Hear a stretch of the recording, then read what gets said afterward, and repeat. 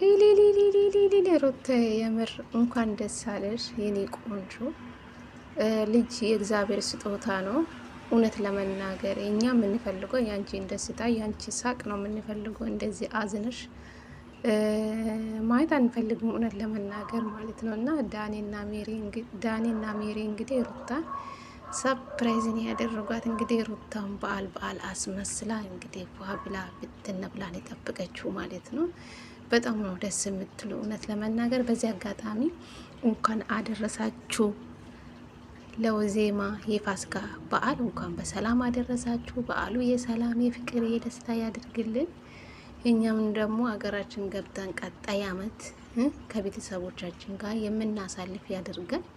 በጣም ደስ ይላል እውነት ለመናገር ማለት ነው። በተለይ የትንሳኤ በዓል በጣም ደስ ይላል። ከምኑም በላይ የፋሲካ በዓልና የገና በዓል በጣም ነው ደስ የሚለው። እኔ በጣም ነው የምወደው ማለት ነው። ቤተሰብ እንግዲህ ዛሬ ሩታ ብትንፋ ብላ እንግዲህ ከልዑል ጋር አንድ አይነት ልብስን የለበሱ እንዴት እንደሚያምሩ የኔ አበባ ሩታ፣ የኔ ጽጌረዳ፣ አንቺ ብቻ ፋ ብትን በይልኝ፣ የማንም ወሬ እንዳትሰሚ የኔ ቆንጆ። ድሮ ነበር ሩታ እውነት ለመናገር የምትሰበር ሴት አይደለችም። በጣም ነው ማደንቃት፣ በጣም ነው የምወድሽ ሩታ፣ የኔ ጠንካራ፣ የኔ ብርቱ። ብዙዎቹ ከሩታ እንደምትማሩ እርግጠኛ ነኝ ማለት ነው። እንግዲህ ልጅ የእግዚአብሔር ስጦታ ነው። ለምን ተፈጠረ አይባልም። እንግዲህ ተፈጥሯል።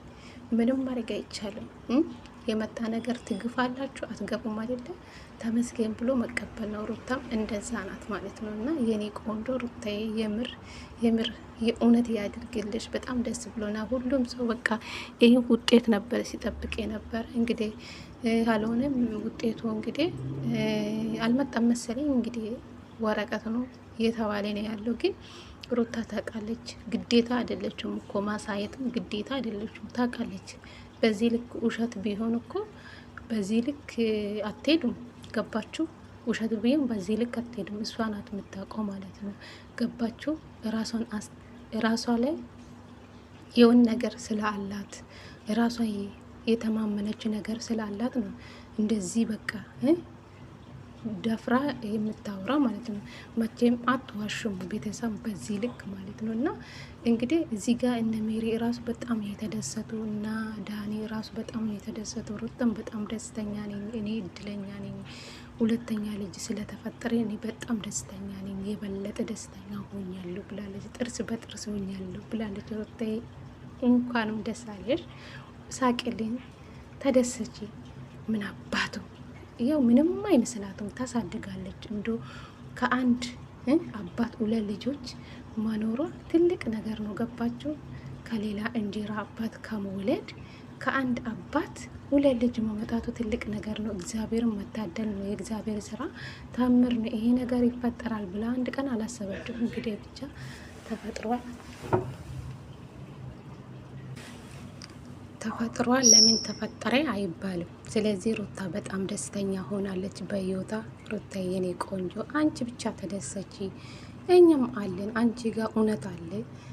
እውነት ለመናገር እኛ ለእውነት ጎን ነው የምንሆነው ማለት ነው። ከሴት ጎን ነው የምንሆነው መቼም ማለት ነው። ሩታ እንደዚህ ዝቅ ብላ ተወርቃ ማየት አንፈልገው። ሁላችሁም ከሴት ጎን ነን ማለት ነው። ሩታ የኔ ጠንካራ፣ አንቺ ብርቱ ሴት ሆኚ የሴቶች ጀግና ብዬሻለሁ። ሰላም ሰላም፣ ጤና ይስጥልኝ ውድና የተከበራችሁ የቻናሌ ቤተሰቦች እንዴት ናችሁልኝ? ደህና ናቸው? የኔ ደህና ፈጣሪ ይመስገን ብያለሁ። የኔ ውድ ቤተሰቦች እንግዲህ ዛሬ ሩታችን ልዑል ፏብትን ብሎ እንግዲህ በዳኒ ቤት መጥተዋል ማለት ነው። እና ዳኒና ሜሪ እንግዲህ ሩታን ሰፕራይዝን ያደረጓት እውነት ያልተጠበቀ ነገር በጣም ነው ደስ ያላት። እውነት ለመናገር በዓልን ያስመስላት ቤቱም ሞቅ ደመቅን ያደረጓት በጣም ነው ደስ ያለኝ። ልዑልና ሩታ እንግዲህ አንድ አይነት ይህ ልብስ ግን ትዝላችሁ አይደለም?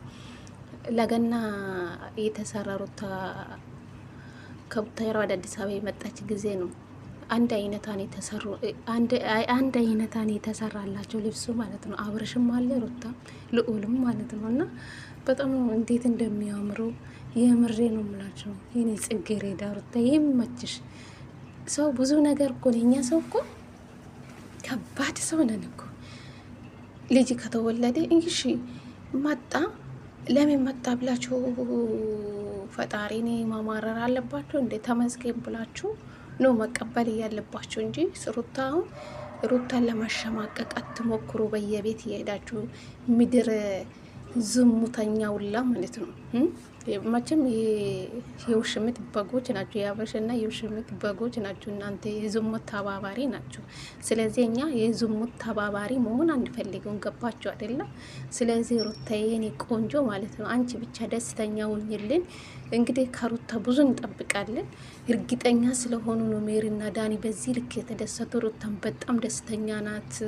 በጣም እድለኛ ነኝ ልዑል እስከ ዛሬ ብቻዬን ነበር ያሳደግኩ፣ አሁንም ምንም አይመስለኝም፣ እንዴት ነው ስሜቶቹ ምናምን ብላ ስትጠይቀው እኔ አሁን ደስተኛ ነኝ፣ እንደው የበለጠ አሁን ላይ ሁለተኛ ልጅ ከመጣ በጣም ደስተኛ ነኝ፣ ምንም ቢሆንም አሳድጋለሁ ብላለች። ሩታና አብርሽ እንኳን ቢለያዩ ሩታ በጣም እድለኛ ናት ማለት ነው። ቤተሰብ እድለኛ ናት። 2 ልጆች ከአብርሽ ስለፈለገችውን ይሄ ነገር የተፈጠረ ደግሞ ይሄ ነገር ለምን ተፈጠረ አይባልም።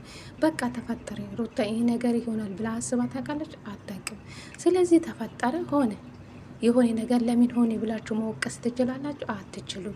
ስለዚህ የሄዳችሁ በየቤት የሄዳችሁ አትሳደቡ። ምድር ዝሙታሞች ሁላ ማለት ነው። የምሬ ነው የምላችሁ።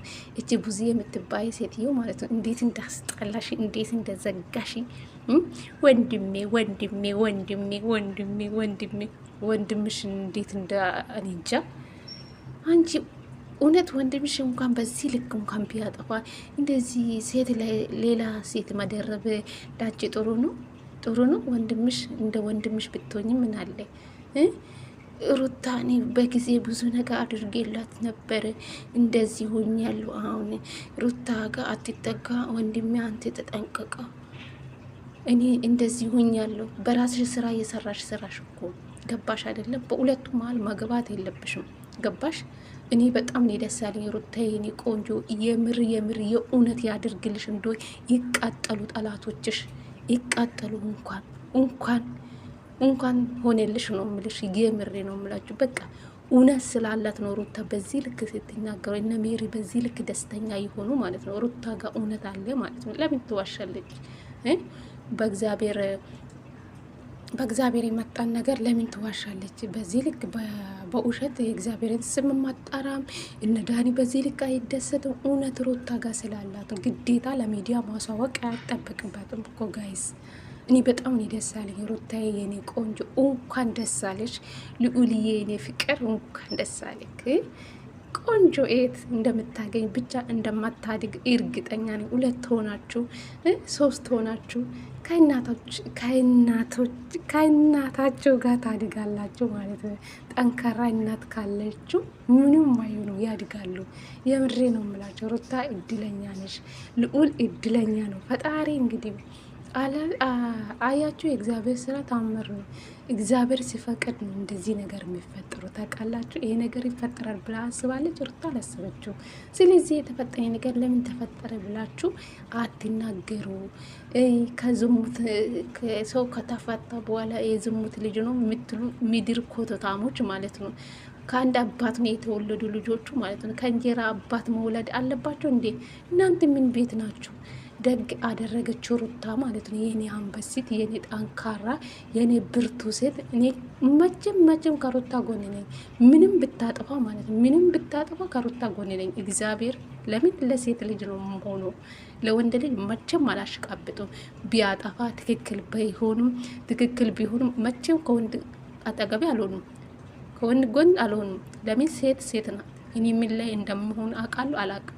ስለዚህ ምድር ዝሙተኞች፣ የውሽምት በጎች እና የአብርሽ በጎች መልካም የመቃጠል ዘመን ይሁንላችሁ። ከተቃጠላችሁ ትኩስ ውሃ ወይ ቀዝቀዘ ውሃ ወይን ወተት ጠጡ ማለት ነው። ሩታ ገና ሚዲያን ትማራለች። ገና ትቃጠላላችሁ። ገና ድብን ትላላችሁ ማለት ነው። ምንም ማድረግ አይቻልም። አይዟችሁ።